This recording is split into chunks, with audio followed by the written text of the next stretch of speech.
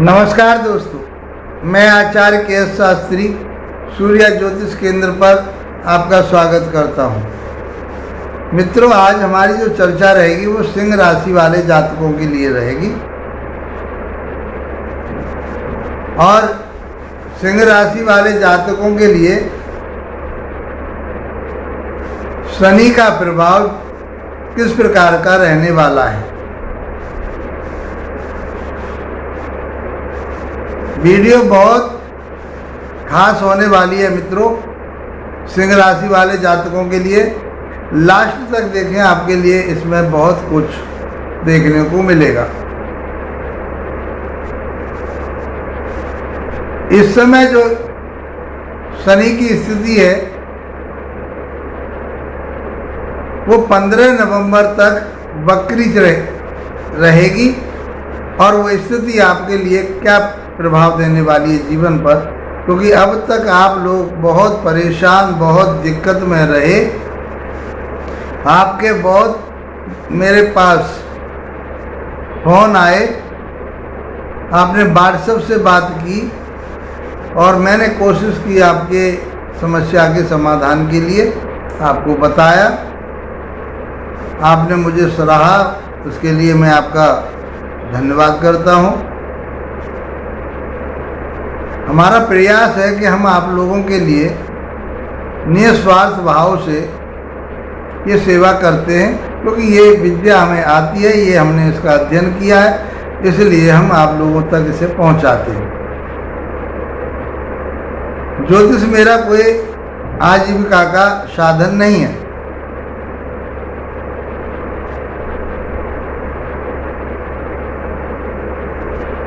मैंने अब तक जीवन में आप लोगों को अध्यापक क्षेत्र में जब तक मैं रहा, जब तक उन छात्रों को कुछ न कुछ अच्छा करने की कोशिश की। अब भी वही काम कर रहा हूँ कि निस्वार्थ भाव से आप लोगों तक मैं ज्योतिष के माध्यम से सेवा कर रहा हूँ। और ये इसलिए कि आपके जीवन में ये कहीं न कहीं लाभप्रद हो, आपको मिथ्या बातों से बचाए। ज्योतिष का काम ही यही है कि आपको मिथ्या बातों से बचाने का काम करती है, क्योंकि ये कोई झाड़ फूंक, जादू टोना टोटिका का विषय नहीं है। ये सौर मंडल पर आधारित है, विज्ञान है। उन रश्मियों पर बात होती है, उन ग्रहों पर बात होती है। और वो ग्रह, इनके बारे में ऋषि मुनि हजारों वर्ष पहले लिख के चले गए। आज विज्ञान उस चीज़ की खोज कर रहा है, वो पहले ही हमारे वेदों में बता दिया गया है, शास्त्रों में बता दिया गया है। मित्रों, उसी के माध्यम से मेरी ये सेवा चल रही है, इसका लाभ उठाइए और मिथ्या बातों से बचिए। कि ज्योतिष आपके लिए एक रास्ता बताती है, एक मार्गदर्शन करती है, और ये वेदों का छठा अंग है, वेदों का नेत्र है। इसको यदि आप समझ लेते हैं तो मैं समझता हूँ कि जो आपकी परेशानियाँ आ रही थी, जो दिक्कतें आ रही थी, उससे आप बच सकते हो, निकल सकते हो। आप अपने लिए सीखिए। मेरा फ्री कोर्स मैंने 100 वीडियो कम से कम उस पर डाल रखी है। वीडियो तो बहुत सारी हैं उस पर, लेकिन 100 वीडियो ऐसी डाल रखी है कि यदि आप उनका मनन कर लेते हो या उनको समझ लेते हो तो आप अच्छे ज्योतिषी बन पाओगे और उसका जीवन में लाभ उठा पाओगे। अपने लिए भी, अपने दोस्तों के लिए, अपने परिवार के लिए उसका लाभ आपको अवश्य मिलेगा। मित्रों, आइए बात करते हैं अब हम सिंह राशि वाले जातकों के लिए। जीवन में आपके अब तक बहुत उथल पुथल चल रही थी, शनि की वजह से, राहु की वजह से कोई न कोई दिक्कत आपके सामने आती रही। अब उस चीज को समझते हैं, क्या ये 3 महीने, क्योंकि जिस समय शनि रेट्रोगेट हुआ था उस समय उसकी 25 डिग्री पर था, अर्थात वृद्धावस्था में था।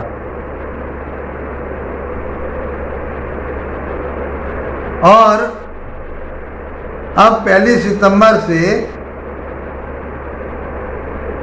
ये 21 डिग्री पर आ गए हैं। कोई भी ग्रह 0 से 6 डिग्री तक होता है वो बाल्यावस्था में होता है, 6 से 12 तक होता है वो उसकी कुमारावस्था होती है, प्रौढ़ावस्था होती है, और 12 से 18 डिग्री तक वो युवावस्था होती है ग्रह की। और कोई भी व्यक्ति युवावस्था में होता है तो अपने पूरे संघर्ष से, मन से, परिश्रम से अपने काम को आगे बढ़ाता है और हिम्मत से आगे बढ़ता है।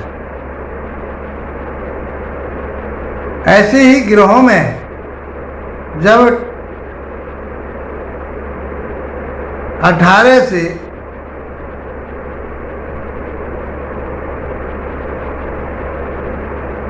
आगे की तरफ जब ग्रह जाता है तो वो वृद्धावस्था में, मृत अवस्था में माना जाता है। प्रत्येक अवस्था में लगभग हम ये मान के चलते हैं कि वह 25% रिजल्ट देता है। अब ये रिजल्ट देगा 50% और आपके 100% पर रिजल्ट आएगा। अक्टूबर नवंबर में तो 100% रिजल्ट देना है। अब आपके लिए क्या रिजल्ट देगा इसके बारे में हम समझेंगे और लास्ट तक आप वीडियो को देखिए।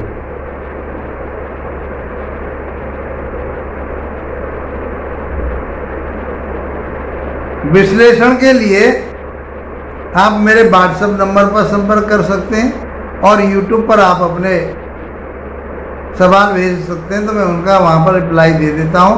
फेसबुक पर मैं जवाब नहीं दे पाता, इसलिए मित्रों आपको जो भी बात करनी है वो इस पर व्हाट्सएप पर करिए मेरे पे, या मेरे यूट्यूब पर ही बात करिए। वीडियो अच्छा लगे तो उसको लाइक, शेयर, सब्सक्राइब कीजिए।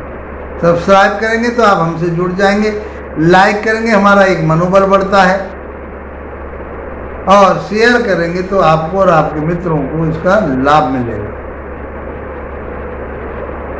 तो ज़्यादा से ज़्यादा शेयर करें ताकि लोग इसका लाभ उठा सकें। अब देखिए मित्रों, ये जो विश्लेषण चल रहा है हमारा, जो फलित चल रहा है, ये राशि पर आधारित है और ये लगन से भी हम इसको देख सकते हैं।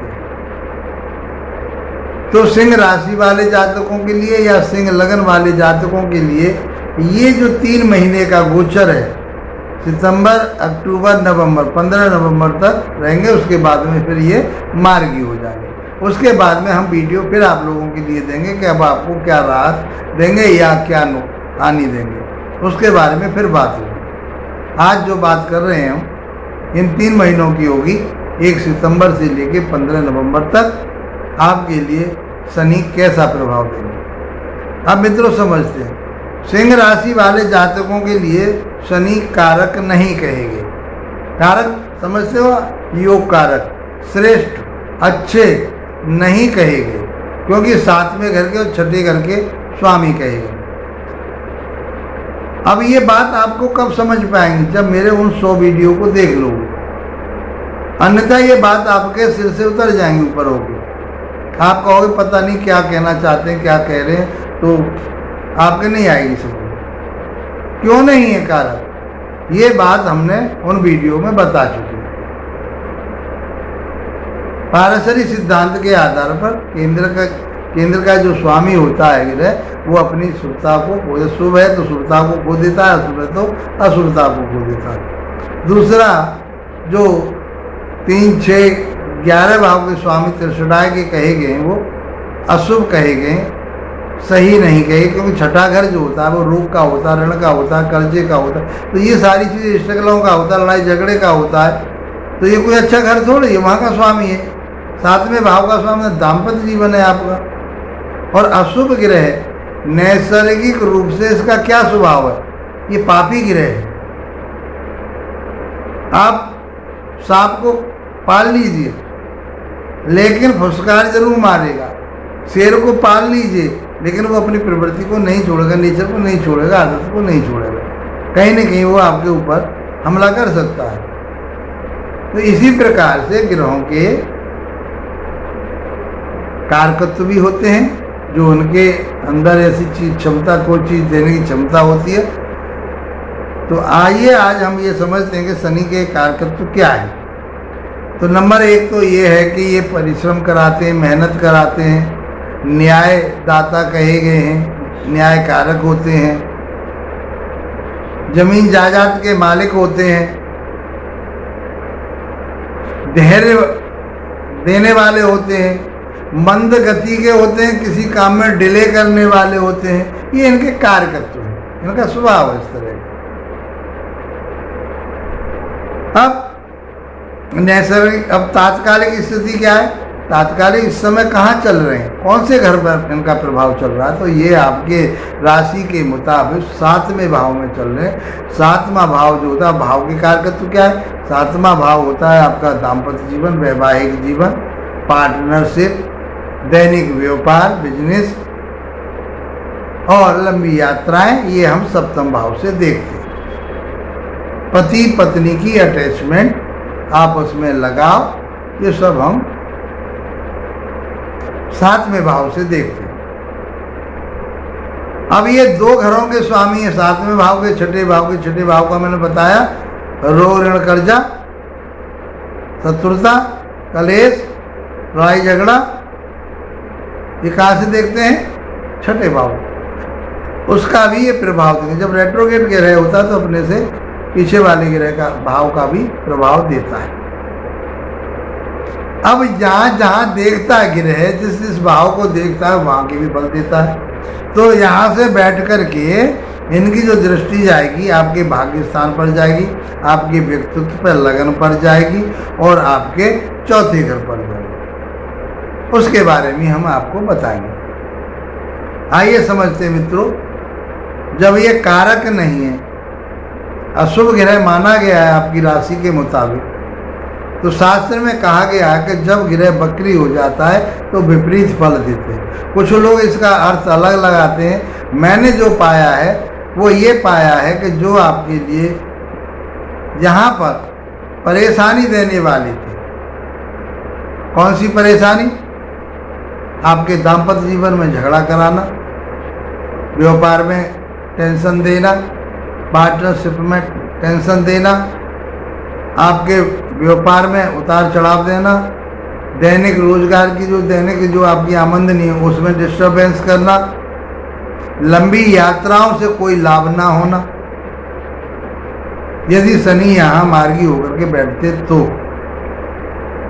अब ये बकरी हो गए हैं तो आपके लिए परिवार में आपके में मधुरता बनी रहेगी, उतना कोई परेशानी नहीं आएगी जो अब तक आपके लिए आ रही थी। आप मेरे से पूछ रहे थे बार बार कि हमारा व्यापार, पति पत्नी में, भाई बंधों में, हमारी जमीन जायदाद में आपके सब तरह से डिस्टर्बेंस हो रहा था, उसके बारे में मेरे से आप सलाह लेते रहे और मैं आप लोगों को बताता रहा। अब ये बकरी ग्रह आपके लिए आपका रोजगार चलाएंगे, उतार चढ़ाव ज़्यादा नहीं रहेगा, देरी से आपको रिजल्ट मिलेगा, क्योंकि देरी के कारक, डिले के कारक कहे गए, ये डिले कराते हैं हर काम को। तो मेहनत परिश्रम तो आपसे जरूर कराएंगे, क्योंकि परिश्रम श्रम के कारक हैं। धैर्य रखिए, न्याय पर चलिए, तो मैं समझता हूँ कि आपका जो दाम्पत्य जीवन है वो बढ़िया रहेगा, आप जो व्यापार कर रहे हो वो बढ़िया रहेगा, आपका दैनिक जो आपके आमदनी के स्रोत हैं वो अच्छे रहेंगे, आपके पार्टनरशिप में कहीं खटपट हो रही थी वो सब अच्छे बन जाएंगे, कोई दिक्कत होने की संभावना नहीं बनती।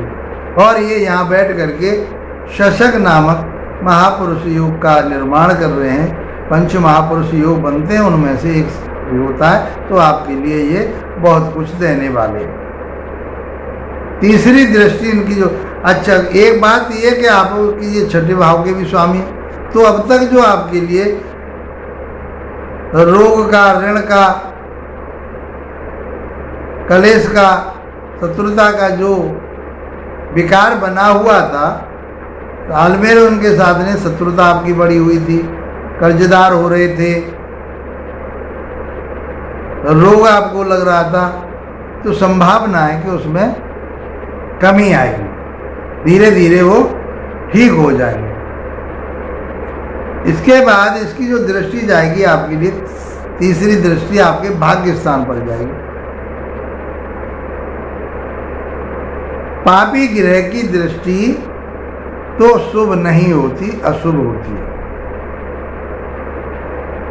तो आपको धर्म कर्म से नहीं जोड़ने देंगे।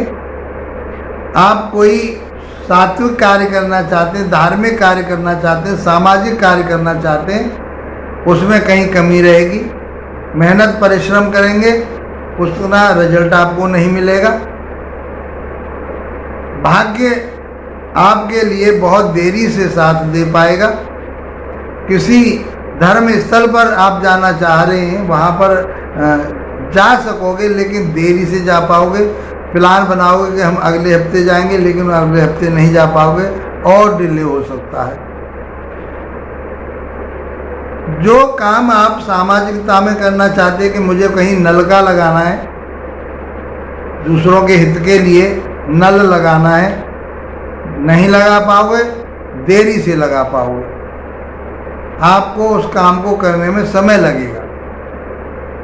इस तरह की, क्योंकि ये जो भाव होता है,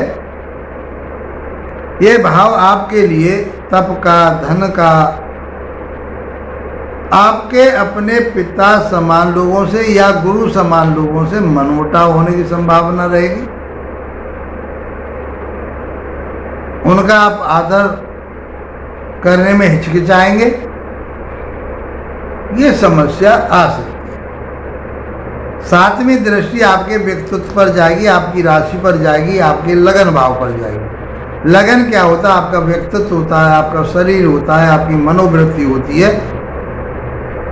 तो यहाँ से बैठ करके आपके मान सम्मान प्रतिष्ठा में कहीं कमी करेंगे, या मिलेगा तो बहुत देरी से मिलेगा।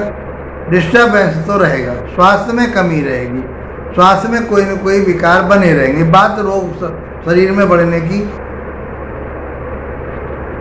उम्मीद बनती है कि आपके बात रोग हो सकता है। बात रोग में जो शरीर में कहीं भी किसी भी प्रकार का दर्द है, वो बात रोग है। आप इवन किसी भी हिस्से में आपके दर्द होता है तो वो बात रोग कहा जाता है। आपके घुटनों में दर्द हो सकता है, बैक कमर में दर्द हो सकता है, आपके कंधों में दर्द हो सकता है, सर्वाइकल हो सकता है, पेट में गैस बन सकती है। इस तरह की समस्याएं आपके लिए आ सकती है।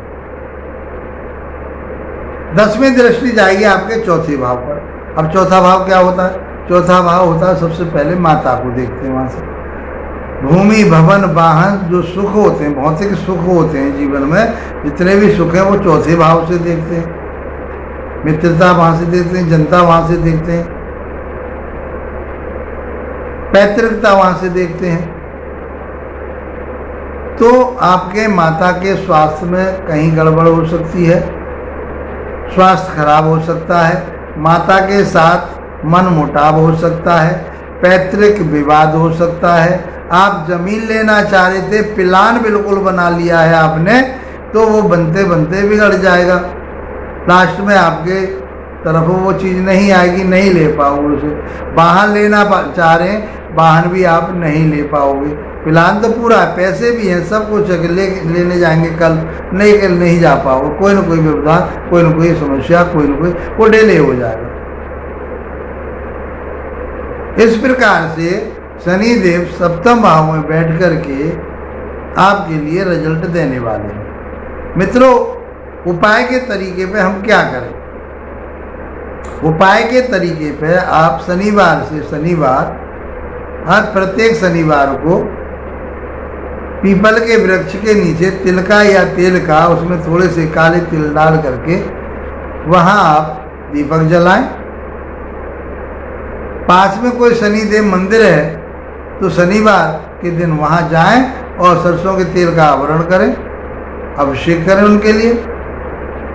घर बैठ करके या मंदिर में बैठ करके प्रतिदिन हनुमान चालीसा का पाठ करें। हनुमान चालीसा का पाठ करने से राहु के भी जो बैड इफेक्ट आ रहे हैं वो खत्म होंगे, और शनि के भी बैड इफेक्ट आपके ऊपर आ रहे हैं वो भी समाप्त होंगे, कम होंगे।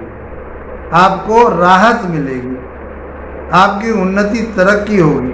मित्रों, वीडियो अच्छा लगा है तो लाइक शेयर सब्सक्राइब अवश्य कीजिए। इसी आशा के साथ आप लोगों का धन्यवाद। नमस्कार।